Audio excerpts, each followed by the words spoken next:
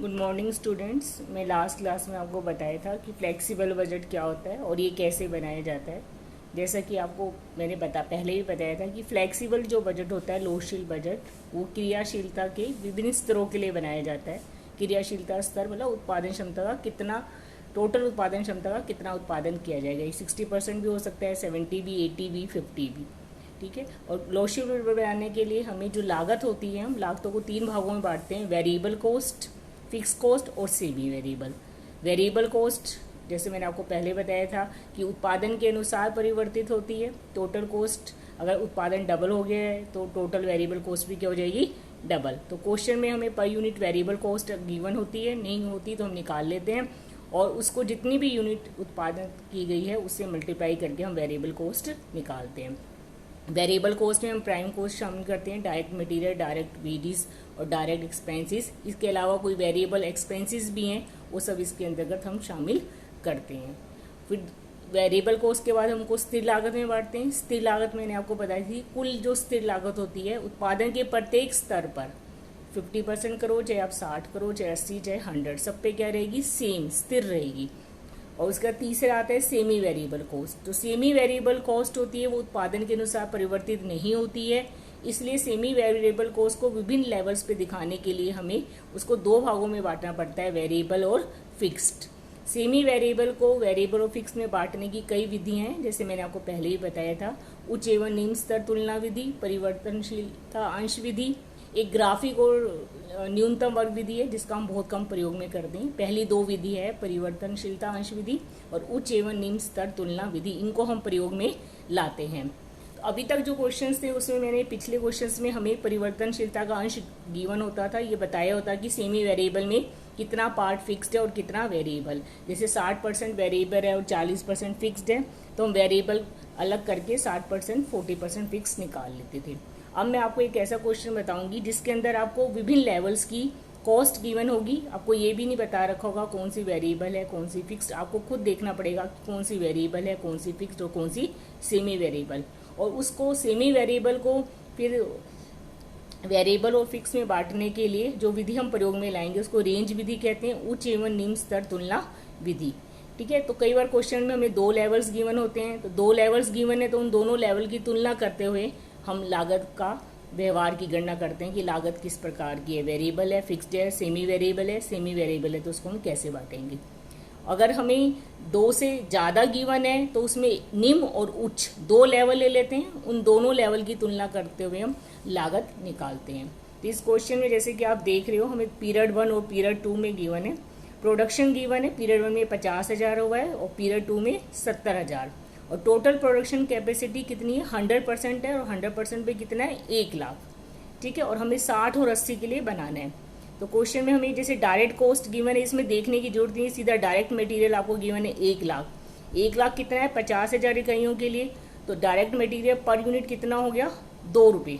तो इसमें हम 60 और 80 के लिए नेक्स्ट मैं आपको बताऊंगी निकाल लेंगे। फिर डायरेक्ट वेजेस गिवन है, डायरेक्ट एक्सपेंसेस गिवन है, ये सब वेरिएबल है।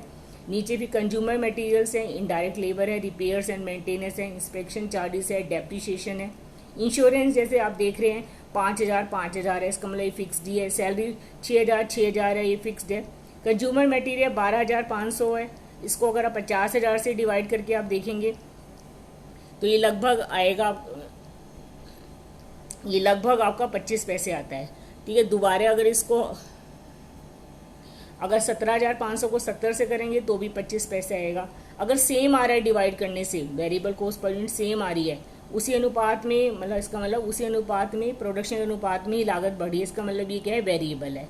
इनडायरेक्ट लेबर भी 5,000 है, 50 से करेंगे तो 10 पैसे आएगी, और 7,000 को 70 से करेंगे तो 10 पैसे आएगी। तो ये भी आपका क्या है, वेरिएबल ओवरहेड्स। मतलब ओवरहेड्स में हम ये देखेंगे इसमें से कौन सा वेरिएबल है, कौन सा सेमी वेरिएबल है और कौन सा फिक्स्ड। ये क्वेश्चन में हमें गिवन नहीं है।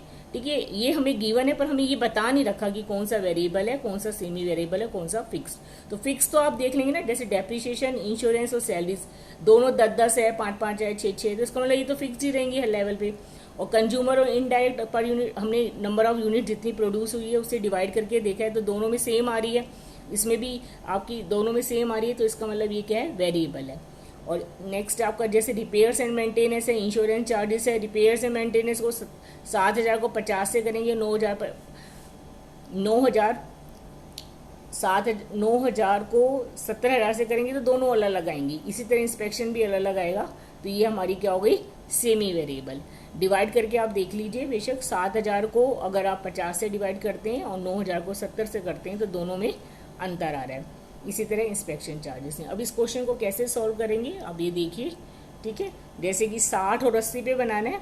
अगर 1,00,000 100% पे 1,00,000 इकाइयाँ हैं तो 60 पर कितनी हो जाएगी, 60,000, और 80 पे कितनी हो जाएगी, 80,000। तो ये लिख दिया हमने, प्रोडक्शन यूनिट 60,000 और 80,000, ठीक है।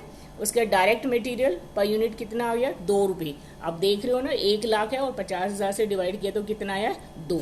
और वेजिस 2,50,000 को 50 से डिवाइड करेंगे कितनी आएगी, 5। और डायरेक्ट एक्सपेंसेस 50,000 को 50 से करेंगे आएगी कितनी आएगी, 1 रुपया।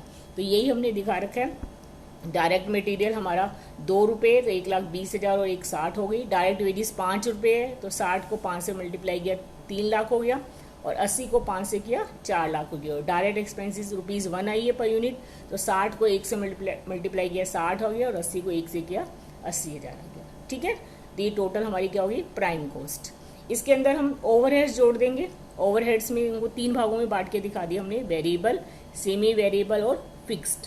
मतलब फ्लेक्सिबल बजट बनाने का हमारा उद्देश्य यही होता है कि हम किसी भी लेवल की कॉस्ट निकाल सकते हैं। इसमें हम 70 की भी निकाल सकते हैं, 90 की भी निकाल सकते हैं, 50 की भी, 40 की भी और 30 की भी, ठीक है। तो जो लेवल हमें पूछा गया उसके लिए हम बजट बनाते हैं। 60 और 80 पूछा गया तो 60 और 80 के लिए बना रहे हैं। तो सबसे पहले आपकी वेरिएबल कंज्यूमर मटेरियल्स, ठीक है। इसमें आप 15,000 है, 25 पैसे पर यूनिट आई है। इसको आप डिवाइड करके देखो, 12,500 को 50,000 से करेंगे तो भी 25 पैसे आ रहे हैं, और 17,500 को 70 से कर रहे हैं तो भी 25 पैसे। इसका मतलब क्या है, ये वेरिएबल है। दोनों में अगर सेम आती है इसका मतलब वेरिएबल है। और इसी तरह इनडायरेक्ट लेबर 5,000 को 50 से किया 10 पैसे, और 7,000 को 70 से किया 10 पैसे। इसी तरीके से हमने यहाँ दिखा दिया कंज्यूमर मटेरियल्स कितना आ गया, 25 पैसे से मल्टीप्लाई करेंगे 60,000 लेवल के लिए तो 15,000 आ गया, और 80,000 के लिए करेंगे 25 से तो कितना आ गया, 20। इनडायरेक्ट लेबर 10 पैसे थी, 10 से किया 6,000 आ गई, और 8,000 आ गया, ठीक है। उसके बाद है सेमी वेरिएबल। अब सेमी वेरिएबल को बांटेंगे, सेमी वेरिएबल ओवरहेड्स को वेरिएबल एंड फिक्स्ड में हम जो बांटेंगे, जैसे मैंने बताया, इसके लिए हम उच्च एवं निम्न स्तर तुलना विधि का यूज में लाएंगे। तो क्वेश्चन में आप देख रहे हो 2 ही लेवल है, तो निम्न लेवल 50,000 हो गया, और उच्च लेवल जिसपे ज़्यादा प्रोडक्शन है वो उच्च है, वो कितना हो गया, 70। तो इन पीरियड 1 और पीरियड 2 की तुलना करते हुए हम सेमी वेरिएबल को बांटेंगे। तो आप जैसे कि इसमें वर्किंग नोट्स में देख रहे हैं, रिपेयर्स एंड मेंटेनेंस हमें गिवन है। तो इसका एक सिंपल सा फॉर्मूला अगर हम देखें, वैसे तो डिफरेंस इन कॉस्ट और डिफरेंस इन प्रोडक्शन। अगर मैं सबसे पहले हम वेरिएबल कॉस्ट निकालेंगे, variable repair and maintenance cost per unit. या आप चाहो तो इसमें ये भी लिख सकते हो, उच्च स्तर पे कॉस्ट और निम्न स्तर पे कॉस्ट। उच्च स्तर पर प्रोडक्शन माइनस निम्न स्तर पे प्रोडक्शन।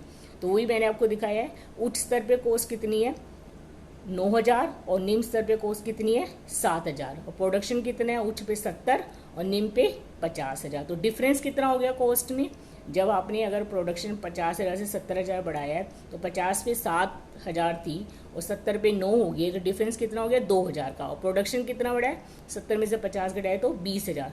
तो पर यूनिट कितनी आ गई, पर यूनिट आ गई 10 पैसे पर यूनिट, है ना। ये थोड़ा सा क्लियर नहीं है, अब 10 पैसे लिखा हुआ है, 10 पैसे पर यूनिट। अब ये पर यूनिट आई है। अब हमें फिक्स कॉस्ट निकालनी है। फिक्स कॉस्ट निकालने के लिए हम किसी भी लेवल को, चाहे हम निम्न लेवल ले लें चाहे उच्च लेवल ले लें, उसकी हम वेरिएबल कॉस्ट निकालेंगे, और उसमें से हम वेरिएबल कॉस्ट घटा देंगे तो क्या आ जाएगी हमारी फिक्स कॉस्ट। निम्न लो चाहे उच्च लो, आंसर सेम आएगा। तो total repair and maintenance variable cost of 50,000 units मैंने निम्न लेवल लिया है, आप चाहो तो उच्च भी ले सकते हो। तो 50,000 और कितनी आई है पर यूनिट, 10 पैसे, तो कितनी हो गई, 5,000। और क्वेश्चन में टोटल हमें कितनी गिवन थी, 7,000। तो 7,000 में से 5,000 माइनस किया तो कितना आ गया, 2,000। तो 2,000 हमारा क्या है, फिक्स्ड है। तो आप ये देखिए क्वेश्चन में, रिपेयर्स एंड मेंटेनेंस 10 पैसे है पर यूनिट। तो 10 पैसे को अगर 60,000 से किया तो 6,000 आ गई, और 80,000 से किया तो 8,000 आ गई, और फिक्स्ड ही रहेगी 2,000 और 2,000। बस यही ध्यान देना है, बच्चे क्या गलती यही करते हैं, फिक्स को भी चेंज कर देते हैं। फिक्स तो क्या रहेगी, फिक्स्ड रहेगी, और जो वेरिएबल है वो उत्पादन के अनुसार परिवर्तित होगी, इसलिए हमें वेरिएबल कॉस्ट पर यूनिट चाहिए होती है, और जितना उत्पादन होता है उसको हम पर यूनिट से मल्टीप्लाई करके दिखा देते हैं। ठीक है, इसी तरह हम इंस्पेक्शन चार्जेस दिखाएंगे। इंस्पेक्शन चार्जेस भी वही फॉर्मूला करेंगे, variable inspection charges per unit. तो जितना कॉस्ट में अंतर आया है 50 से 70 करने में, उत्पादन 70 से 50,000 बढ़ाया है, तो कॉस्ट कितनी बढ़ी है, 1500 से 1900 होगी। ये क्वेश्चन में आपको गिवन ही है, देख सकते हैं आप क्वेश्चन में, रिपेयर्स एंड इंस्पेक्शन चार्जेस 1500 और 1900 है। तो इसका मतलब 400 रुपये बढ़े हैं, 50,000 पे 1500 है, और 70,000 पे कितने, 1900। तो कितने बढ़े हैं, हमारी कॉस्ट कितनी बढ़ी है, 400, और प्रोडक्शन कितना बढ़ा है हमारा, 20,000, 50 से 70 हो गया है। तो यही मैंने आपको करके दिखाया है कि डिफरेंस इन कॉस्ट कितना हो गया, 400, 1900 में से 1500 गया, और प्रोडक्शन 70,000 में से 50 गया, 20,000। तो पर यूनिट कॉस्ट कितनी आ गई, 2 पैसे। ठीक है, 2 पैसे आ गई। तो टोटल वेरिएबल चार्जेस वही, आप इसमें भी निम्न ले लो, उच्च भी ले सकते हैं, दोनों में सेम आएगा। तो निम्न लेवल 50 लिया है, तो 50 को हम 10 पैसे से मल्टीप्लाई किए, कितना आ गया, 2 पैसे से मल्टीप्लाई किया है, कितना आ गया, 1000। फिक्स कॉस्ट कितनी होगी, 1500। ये ध्यान रखना, अगर आप वेरिएबल कॉस्ट निम्न की निकाल रहे हैं तो टोटल जो मेंटेनेंस इंस्पेक्शन चार्जेस है वो भी किसका लेंगे, निम्न का लेंगे। तो 1500 लेंगे, 1900 नहीं लेंगे। तो 1500 माइनस 1000 कितना आ गया, 500। तो फिक्स कॉस्ट कितनी है, 500। ये हर लेवल पे 500 रहेगी, 60 पे भी 500 रहेगी, 70 पे भी 500 रहेगी, और 80 पर भी 500 रहेगी। ठीक है, यह एक बार मैं इसको आपको उच्च लेवल से ही बता देती हूँ। अगर आप 50 के बजाय 70,000 यूनिट्स लेते हो, तो 70,000 यूनिट्स को अगर 2 पैसे से मल्टीप्लाई करते हो तो कितना आ जाएगा आपका, 1400। और फिक्स कॉस्ट 70,000 की कितनी है, 1900। ठीक है, 70,000 की लेंगे तो 1900 में से अगर हम 1400 माइनस करेंगे तो कितना आएगा, 500। तो फिक्स कॉस्ट कितनी आई, वही 500 आई। तो दोनों से आंसर सेम आएगा। तो आप ज़्यादातर हमेशा करें तो एक ही लेवल लीजिए, या तो निम्न लेवल लो या उच्च लेवल लो। ठीक है, तो अब आप इस तरह से देख सकते हो। तो इसमें क्या आ गया, इंस्पेक्शन चार्जेस मैंने बताए हैं आपको, 2 पैसे पर यूनिट थे, तो 60,000 पे 2 पैसे से मल्टीप्लाई किया तो 12,000 आ गया, और 80,000 को 2 पैसे से मल्टीप्लाई किया तो 16,000 आ गया। फिक्स्ड कितना है, 500 और 500, ये फिक्स्ड ही रहेंगे। उसके बाद कुछ ओवरहेड्स क्वेश्चन में आप देख रहे हो, फिक्स्ड ओवरहेड्स जो हमें गिवन थे वो थे डेप्रिसिएशन, इंश्योरेंस और सैलरी। तो ये 10,000 है, 5 है, 6, तो ये क्या आपके फिक्स्ड है। तो इसको हम एज इट इज दिखा देंगे। डेप्रिसिएशन 10 आ गया, इंश्योरेंस 5 और सैलरी 6 सबको हमने जोड़ दिया तो कितना है, 51,700 और 61,100। ये ओवरहेड्स है। और सारी कॉस्ट अगर हम जोड़ देंगे, मतलब जो हमारी प्राइम कॉस्ट है, प्राइम कॉस्ट जो हमारी डायरेक्ट कॉस्ट है, उसके अंदर सारे ओवरहेड्स जोड़ दिए हमने, टोटल कॉस्ट हमारी कितनी आई है, 5,31,700, 7,01,100। ठीक है, अब मैं इस विधि पर आपको 1-2 क्वेश्चंस असाइनमेंट के तौर पे दूंगी, वो आप कर लेना। अगर किसी को कोई भी प्रॉब्लम हो तो मेरे जो व्हाट्सएप नंबर है उस पर मेरे से फ़ोन करके पता कर सकते हो। Thank you.